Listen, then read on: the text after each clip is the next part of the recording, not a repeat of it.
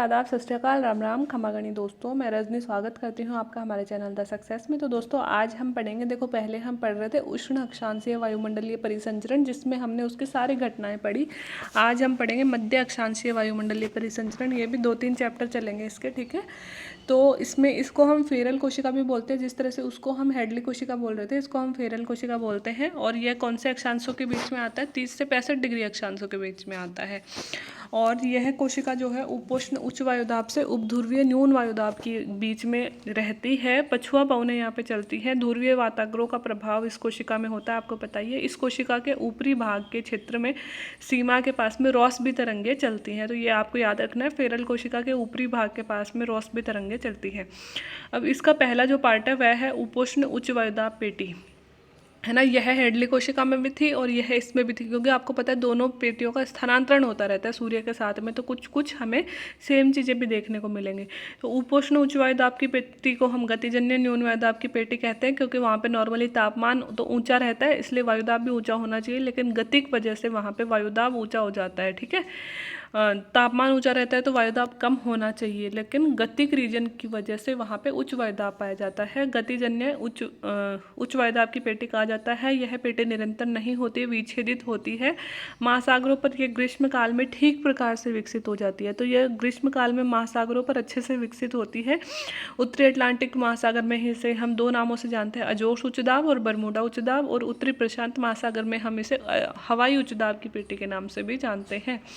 यह पेटी धरातल पर फेरल और हेडली कोशिका के बीच विभाजन करती है, क्योंकि इसके नीचे हेडली कोशिका, इसके ऊपर फेरल कोशिका पाई जाती है। शोभ सीमा के पास से हवाएं यहाँ नीचे उतरती हैं, जो कि शुष्क दशाओं का निर्माण करती है। और शुष्क दशाओं का निर्माण होने से ही विश्व के विशाल महान मरुस्थल इसी पेटी में है, क्योंकि आपको पता है यहाँ पे हवाएं नीचे उतरती है। नीचे हवा जब भी नीचे उतरेगी तो क्या करती है? शुष्क दशाओं का ही निर्माण करती है, इसलिए विश्व के विशाल मरुस्थल उपोष्ण उच्च वायुदाब पेटी में पाए जाते हैं। यह पेटी गतिक प्रतिचक्रवातों का निर्माण करती है। प्रतिचक्रवातों में कैसी दशाएं होंगी? शुष्क। यह पेटी हवाओं का अपसरण करती है। अपसरण मतलब फैला देती है हवाओं को, ठीक है। पछुआ पवनें इसमें पाई जाती हैं। इसके अलावा दूसरा पार्ट है इसका पछुआ पवनें। पछुआ पवनें ग्रहीय पवनें हैं। धरातलीय पवनें भी, ग्रहीय पवनें या धरातलीय पवनें भी इनको बोलते हैं। उपोष्ण उच्च वायुदाब से भूमध्य उपध्रुवीय न्यून वायुदाब की ओर चलती हैं। मतलब व्यापारिक हवाओं से, या फिर व्यापारिक हवाओं से बिल्कुल इनकी उल्टी दिशा होती है। उपोष्ण उच्च वायुदाब से उपध्रुवीय न्यून वायुदाब की ओर चलती है। कोरियोलिस बल के कारण अपनी मूल दिशा से उत्तरी गोलार्ध में दाहिनी ओर और दक्षिणी गोलार्ध में यह बाईं ओर मुड़ जाती है। देखो ऐसे चलती है, ये जैसे 30 डिग्री है और ये जैसे 60 डिग्री है। तो उपोष्ण उच्च वायुदाब से उपध्रुवीय न्यून वायुदाब की ओर ऐसे चलती है, लेकिन उत्तरी गोलार्ध में कोरियोलिस बल के कारण अपनी दिशा के दाईं ओर ऐसे मुड़ जाती है, ऐसे मुड़ी हुई रहती है। और दक्षिणी गोलार्ध में जस्ट इसकी उल्टी मुड़ जाएंगी, है ना। तो इस कारण से कोरियोलिस बल के कारण यह बिल्कुल ऐसे सीधी नहीं चलती, ऐसे मुड़ के चलती है, ठीक है, बाईं ओर मुड़ जाती है। इसके अलावा अतः ये पवनें उत्तरी गोलार्ध में दक्षिण पश्चिम दिशा से उत्तर पूर्व की ओर चलती है। तो आपको इनकी दिशा पता चल ही गई, ये दक्षिण पश्चिम दिशा से ये उत्तर पूर्व दिशा की ओर यह इनकी दिशा होती है। यह चलती है उत्तरी गोलार्ध में। दक्षिणी गोलार्ध में महासागरों की अधिकता के कारण यह ज़्यादा निर्बाध गति से चलती है। यह बहुत स्पेशल पॉइंट है। पछुआ पवनें जो है दक्षिणी गोलार्ध में, क्योंकि महाद्वीपीय भाग तो है नहीं, महासागर है, तो बहुत ही तेज गति से चलते हैं, इसलिए इनके कुछ नाम हैं। 40 डिग्री अक्षांश के पास इन्हें गरजती चालीसा कहते हैं। 50 डिग्री अक्षांश के पास इसे भयंकर पचासा कहते हैं। और 60 डिग्री के पास में इसे चीखती साठा, साठा नहीं साठा कहते हैं, ठीक है। तो फ्यूरियस 40s और क्या फ्यूरियस 50s और गरजती 40s का आई डोंट नो, और स्ट्राइकिंग 60s ऐसे इनको बोला जाता है।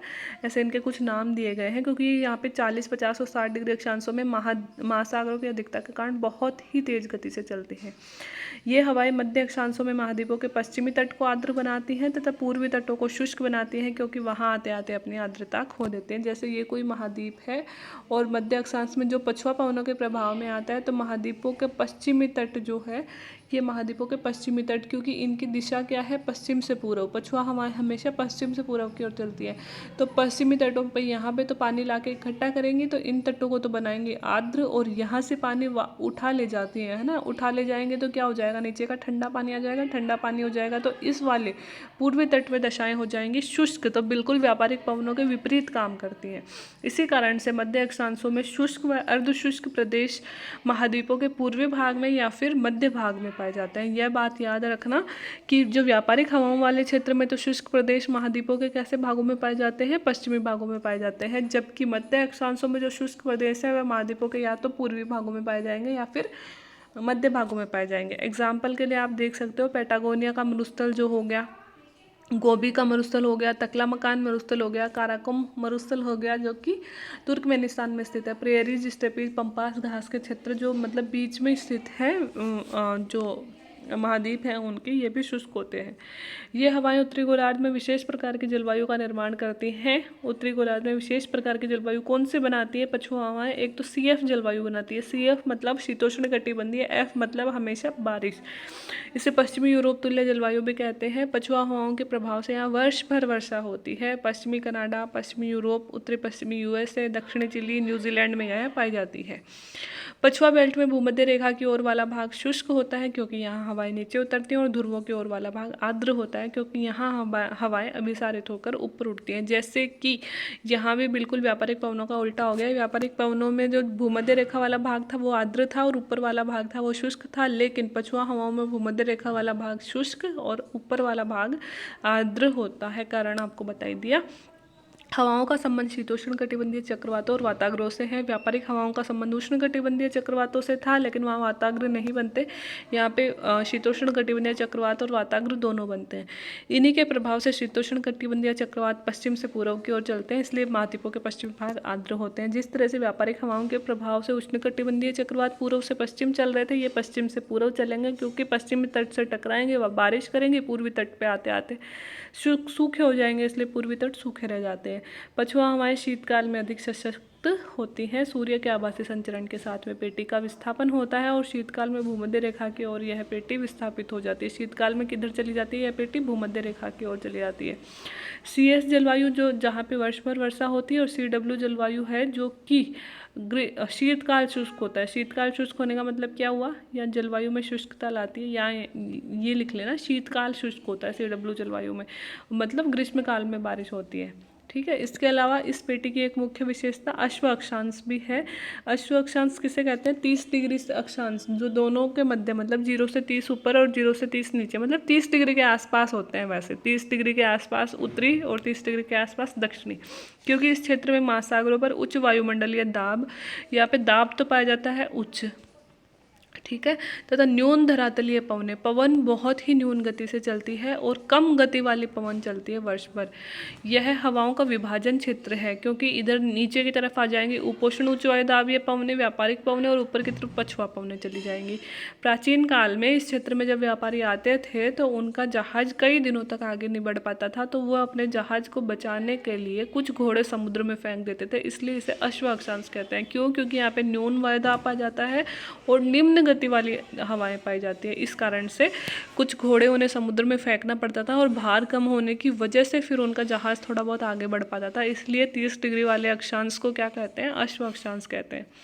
उपध्रुवीय न्यून वायुदाब की पेटी भी इसी अक्षांश में पाया जाता है, इसी पेटी में पाई जाती है।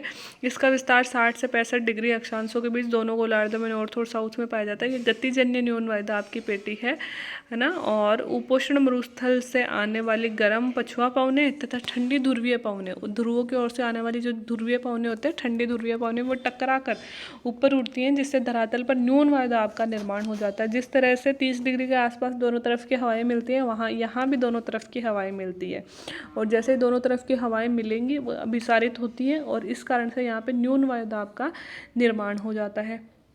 इस पेटी में उत्तरी गोलार्ध के बजाय दक्षिणी गोलार्ध में अधिक विकसित है, क्योंकि दक्षिणी गोलार्ध में महासागर अधिक है, तो वहाँ पे यह पेटी ज़्यादा विकसित है। उत्तरी गोलार्ध में यह पेटी वर्ष भर नियत नहीं होती है। यहाँ यह पेटी शीतकाल में अधिक सशक्त रहती है। कब, महासागरों पर ही ज़्यादा सशक्त रहती है शीतकाल में।